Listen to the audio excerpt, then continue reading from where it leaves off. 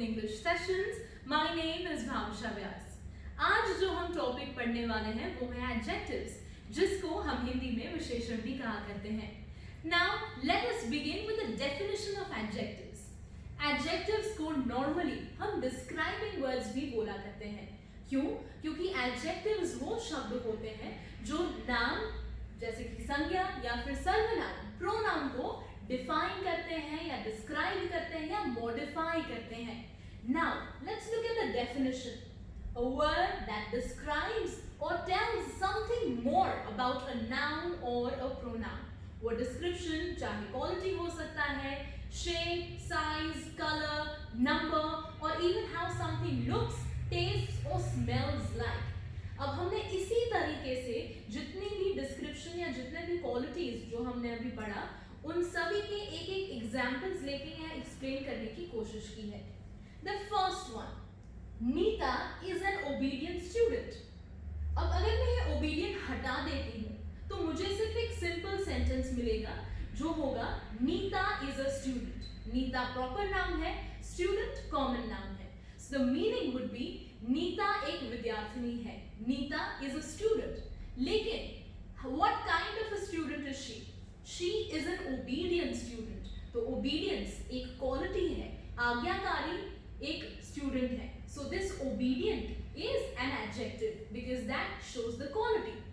Moving towards the second one, do you have a magenta shirt? अगर मैं magenta यहां से निकाल देती हूं सो रह जाएगा do you have a shirt. लेकिन कौन से कलर का शर्ट? मैजेंटा. मैजेंटा मैं यहाँ पर बताना चाहूंगी कि magenta is a shade of pink. तो जैसे हमने देखा कि एडजेक्टिव कलर भी दिखाता है, it describes the noun as per the colour as well. तो क्या आपके पास मैजेंटा कलर का शर्ट है? और do you have a black dress? तो ये सारे कलर्स के हो जाएंगे adjectives. The third one, we have a big mansion. अगर मैं बिग निकाल देती हूँ तो मेरे पास रह जाएगा we have a mansion. Mansion मतलब बंगलो, बड़ा सा घर. तो मैंने लिखा है हमारे पास एक मैंशन है, लेकिन कौन सी तरह का मैंशन है? That will show me the size. We have a big mansion. तो ये हो जाएगा साइज. अगर साइज का दूसरा एग्जांपल लेना है तो अगर बोलना है कि सड़क बहुत नैरो है या छोटी है तो उसके लिए एडजेक्टिव हम यूज करेंगे narrow. Likewise the fourth one, could you please pass me the square box? यहाँ पर बॉक्स कैसा है, शेप कौन सा है बॉक्स का? वो है स्क्वायर. उसी तरीके से आप स्क्वायर की जगह सिलिंड्रिकल, ट्रायंगुलर, एंगुलर, रेक्टेंगुलर ऐसी तरीके के शेप के एडजेक्टिव्स भी डाल सकते हैं. The fifth one, we have taken the number. जैसे आई हैव कैंडीज. कैंडीज मतलब जो छोटी छोटी चॉकलेट्स आती हैं उनको बोलते हैं कैंडीज. कितनी कैंडीज? 10 कैंडीज. सो नंबर भी हम एडजेक्टिव में गिनेंगे. And the last one, the pungent odour is making me sick. तो यहाँ हमने बात की है स्मेल की.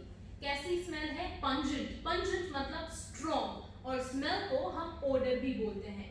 एज प्रॉमिस्ड बाय अस कि एनबीएस ब्लैक बोर्ड के हर एक वीडियो में you will avail at least 2 new words every time. तो आज के दो शब्द हैं पंजेंट जो एडजेक्टिव है और ओडर नाउन है. ओडर मतलब स्मेल और पंजेंट जो बहुत स्ट्रॉन्ग होता है. जैसे कि कई लोगों को अनियंस की स्मेल नहीं पसंद होती है जब फ्राई करते हैं, या फिर कई लोगों को मस्टर्ड की स्मेल नहीं पसंद होती है, नाक में इचिंग होने लगती है. So these are the kind of odours और smells which is strong in nature. Apart from the describing words, adjectives can also be graded. Graded के हिसाब से होता है degrees of comparison. जैसे अगर मैंने एक जोक सुना तो मैं बोलूंगी I found the joke funny और I heard a funny joke. लेकिन वो कितना फनी था? Was it only funny? ज्यादा फनी था या फिर it was the funniest? तो अगर मुझे इस तरीके से मेरे इमोशन को या क्वालिटी को रैंक करना हो या ग्रेड करना हो तब हम यूज करते हैं डिग्रीज ऑफ कंपैरिजन. जैसे पॉजिटिव, कंपैरेटिव एंड सुपरलेटिव. ये कहाँ यूज होते हैं, किस तरीके से यूज होते हैं और इसके साथ आगे पीछे कौन से शब्द जाते हैं, that is very important to be kept in mind.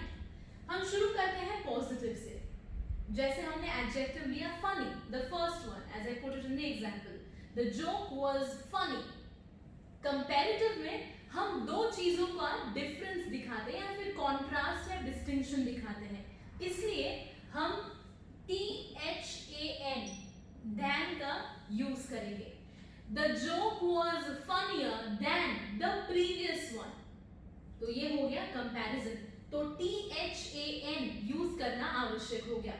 And the last that is the superlative, सबसे ज्यादा, to compare more than 2 or 3 things or items or groups, जैसे this joke was the funniest, सबसे ज्यादा funny था, तो यहाँ superlative के पहले हम ये आर्टिकल लगा देंगे the, ठीक है। उसी तरीके से एडजेक्टिव में आप IER लगा के भी इनको चेंज कर सकते हैं, कंपैरेटिव और EST सुपरलेटिव में। अनदर वन, जैसे कि the weather is beautiful और the lady is beautiful, तो अब यहाँ पर मैं IER नहीं लगा सकती, मुझे इस एडजेक्टिव के पहले कुछ शब्द लगाने पड़ेंगे, जैसे कि more कंपैरेटिव में, beautiful, she is more beautiful than her sister, तो यहाँ पर मुझे more लगाना पड़ेगा, और सुपरलेटिव में मुझे लगाना पड़ेगा most, she is the most beautiful lady in the world, इस तरीके से। अब दूसरा एडजेक्टिव है, अगर यहाँ पर हमने ज्यादा की बात की है, मोर एंड मोस्ट, तो कई बार ऐसा भी होता है कि क्वालिटी हम थोड़ा लेस करते हैं, तो इसीलिए टैलेंटेड, लेस टैलेंटेड और सबसे कम टैलेंटेड मतलब द लीस्ट टैलेंटेड। सिमिलरली ये good, better and best, don't just be good, be better than others and be the best, इस तरीके से हम इन एडजेक्टिव्स का यूज करते हैं। और साथ ही साथ big, bigger, biggest, this is the most commonly used adjective that we keep using it on and off. And the last one, bad, worse and worst, तो ये हमारे थे adjectives when put to use according to the degrees of comparison.